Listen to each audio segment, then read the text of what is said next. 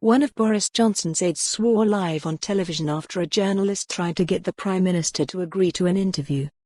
The Prime Minister was loading crates of milk and juice bottles onto a delivery vehicle in Leeds on his last day of campaigning ahead of Thursday's general election when he was approached by a reporter from ITV.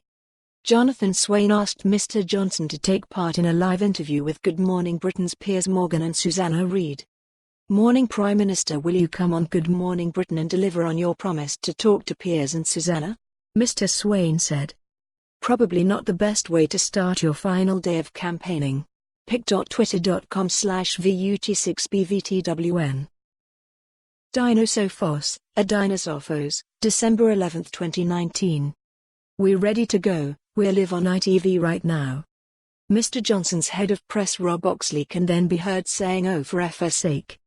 Mr Morgan and Ms Reid are heard expressing their shock on television before Mr Swain later says to Mr Oxley, "Do you want to tone your language down as well because people are watching this morning? Cowardice is never a good look." https://t.co.nt/folgsy5rf. Piers Morgan, at Piers Morgan, December 11, 2019.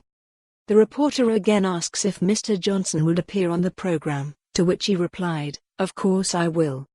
He's then seen walking away after loading crates into a vehicle at Greenside Farm Business Park. Mr Swain asks for an interview again, to which Mr Johnson says, "I'll be with you in a second," and then walks into a fridge with staff from the business park. Mr Morgan later said that Mr Oxley called into the show to complain that he did not assault the reporter. "He didn't assault our man Swain, all right, he didn't assault him. What you were was extremely obnoxious, very aggressive, foul-mouthed and repulsive," Mr Morgan said. For more on this story, visit the news article link.